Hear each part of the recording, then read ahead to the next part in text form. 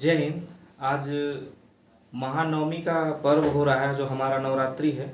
आज महानवमी मनाया जा रहा है, तो आज महानवमी की आप लोगों को हार्दिक हार्दिक शुभकामनाएं।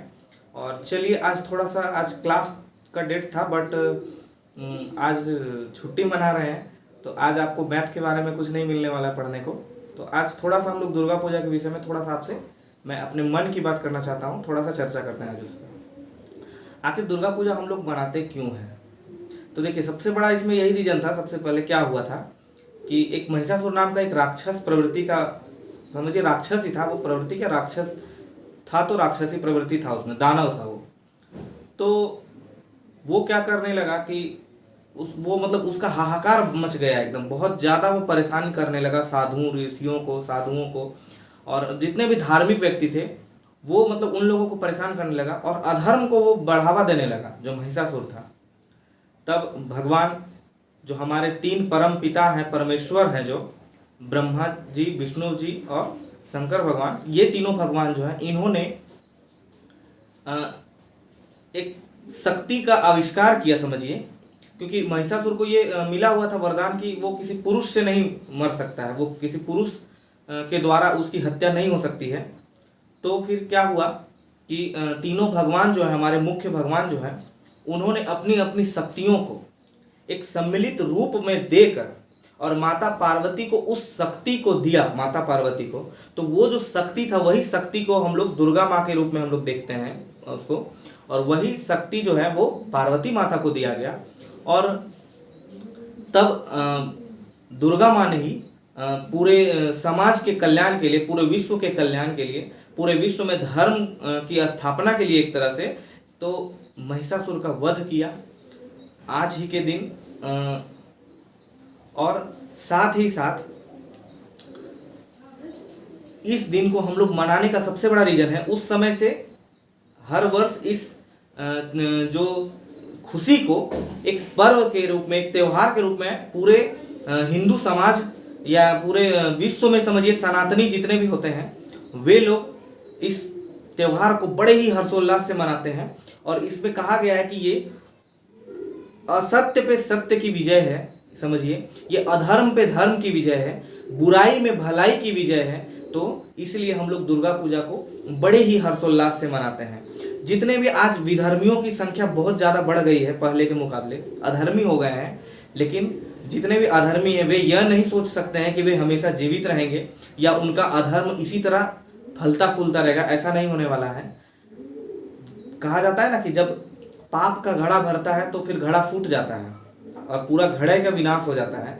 ठीक उसी प्रकार जब अधर्म अपने सीमाओं को लांघ जाता है, तो अधर्म का नाश करने के लिए भगवान, देवी माँ, वे सभी स्वरूप, अपने रूप को, अपने जीवित शरीर को वापस ला के, पृथ्वी में, और अधर्म का नाश करके धर्म के पुनः स्थापना के लिए वे आएंगे ही, ऐसा सच्चाई है।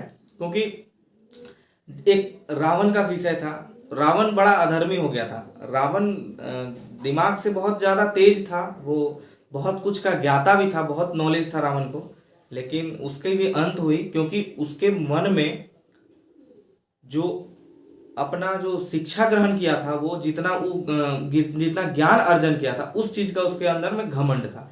जितने भी अच्छाई काम करता था ना, उस चीज़ का वो एक निगेटिव पॉइंट भी साथ में लेके चलता था। रावण का ये सबसे बड़ा है। रावण बहुत बड़ा ज्ञाता था, इस चीज़ से कोई दो राय नहीं है इसमें, लेकिन जितने भी उसके ज्ञान था, जितना भी उसका ज्ञान था, वो सबके पीछे कुछ ना कुछ बुराई लेके चलता था। और एक घमंड जो था, उसका बहुत ज़्यादा घमंड बढ़ गया था, और उस घमंड के कारण वो पूरे पृथ्वी में, समझिए कि सर्वनाश करने के पर तुल गया था। वो अपने आप को महान घोषित करने के चक्कर में पूरा पृथ्वी को समझिए कि व्यर्थ में ही इसी तरह कर देता।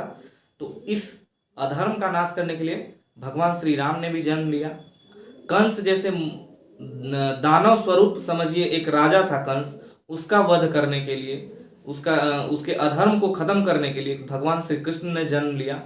और दुर्योधन लोग जितने भी अधर्मी थे, इन लोगों का नाश करने के लिए भी कृष्ण भगवान ने महाभारत जैसे युद्ध को होने दिया, क्योंकि अधर्म का हराना बहुत जरूरी था। और धर्म की स्थापना के लिए इतने बड़े युद्ध का आयोजन एक तरह से समझिए कि हुआ। इसलिए आप लोगों से भी ये अनुरोध है कि जितना हो सके धर्म कीजिए, धार्मिक चीज़ों में ध्यान दीजिए। और धर्म, धर्म अर्थात सच्चाई, सही। धर्म क्या है? सही है। वो हमारा धर्म है, हिंदू धर्म है तो वो अलग चीज़ है, ठीक है। लेकिन धर्म का मतलब होता है सही। आप सही हैं तो आप धर्मी कहलाएंगे, अगर आप गलत हैं तो आप अधर्मी कहलाएंगे। आपको सत्य के मार्ग में चलना है। ऐसा मैं नहीं कह रहा हूँ अहिंसा या हिंसा का बात यहाँ पे नहीं हो रहा है। सत्य के मार्ग में चलना है और सत्य की स्थापना के लिए अगर अहिंसा भी करना पड़े तो वो भी सही होता है।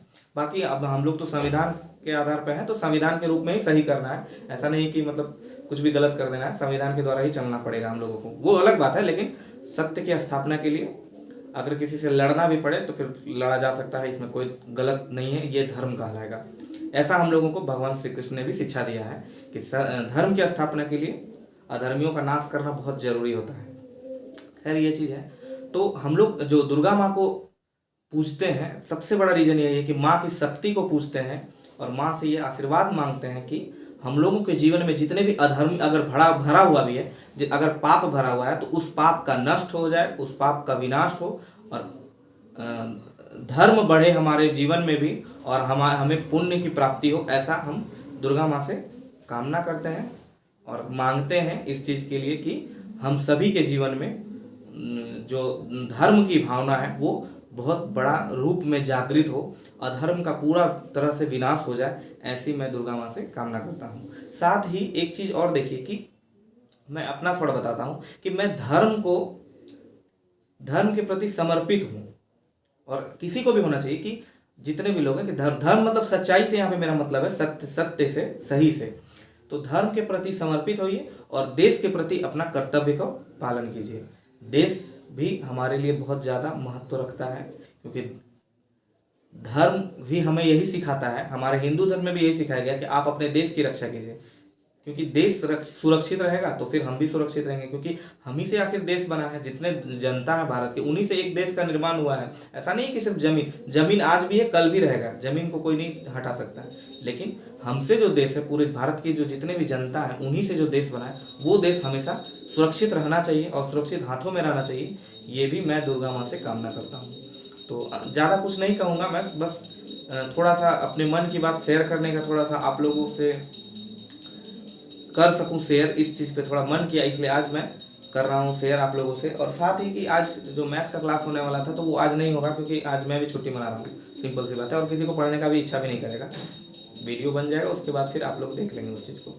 चलिए नेक्स्ट जब डेट आएगा उसका वीडियो मैं अपलोड कर दूँगा।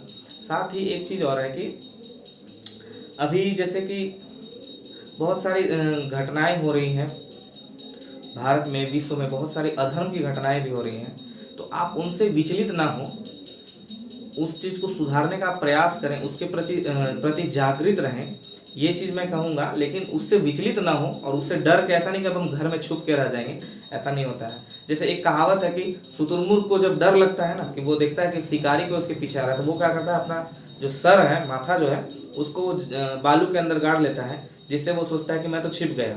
तो इस तरह से नहीं करना है कि आप मतलब आप अपने आँखों को ढक लें तो इससे पूरा दुनिया अंधेरा नहीं हो जाएगा, या आप पूरा दुनिया से छिप नहीं जाओगे, बल्कि पूरा दुनिया आपके लिए छिप जाएगा, लेकिन आप दुनिया से नहीं छिप पाओगे।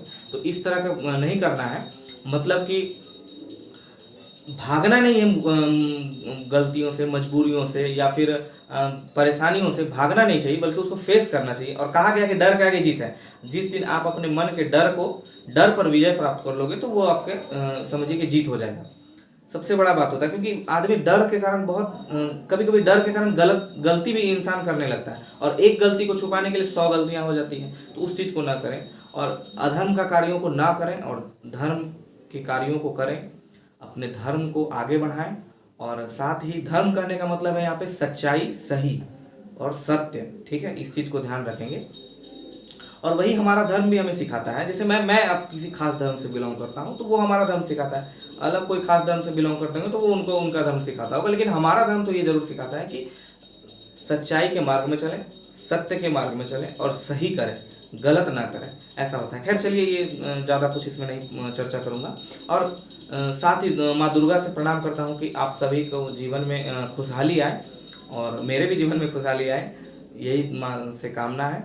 और अंत में ज़्यादा कुछ ना कहते हुए, मेरे घर के ही समीप में मेरा दुर्गा माँ का मंदिर है, मेरी माँ का मंदिर है, उसमें एक छोटा सा मैंने वीडियो लिया है। आरती हो रहा था तो उसका वीडियो मैं लिया हूँ, तो आप लोगों से वो शेयर करता हूँ। मेरे बाद वो आरती का वीडियो आप लोगों को दिखाया जाएगा। और माँ से प्रणाम कीजिएगा। माँ के अगर दर्शन हो जाएगा आरती में ही तो बड़े अच्छी बात है, आप लोग भी दर्शन कर लेंगे। और मैं आप लोगों से ये विनती करता हूँ, समझिए कि बस धर्म कीजिए, धर्म के अलावा कुछ मत कीजिए। अधर्म का काम बिल्कुल नहीं करना है। और अगर आप किसी का भलाई नहीं कर सकते हैं तो किसी का बुराई भी मत कीजिए। सबसे बड़ी बात है कि अगर आप किसी का भलाई नहीं कर सकते तो आप बुराई मत कीजिए उसका। उसके बाद वो अपना जीवन जैसे जीता है वो जी लेगा, लेकिन आप बुराई नहीं कीजिए उसका। ठीक है, चलिए अंत में ज़्यादा कुछ ना कहते हुए मैं आप सभी को नमस्कार करता हूँ। और जो हमसे अगर कोई बड़े होंगे और ये अगर वीडियो देखते होंगे तो उनसे भी मैं प्रणाम करता हूँ। आशीर्वाद दीजिए और सदा अपनी दुआओं को मेरे साथ बनाए रखिए। और अगर वीडियो अच्छा लगे तो मैं पहली बार आप लोगों को बोल रहा हूँ कि अगर वीडियो अच्छा लगे तो इसको शेयर कीजिए और लाइक तो ज़रूर कर दीजिएगा। उसके बाद मिलते हैं नेक्स्ट वीडियो में, तब तक के लिए जय हिंद, जय माता दी।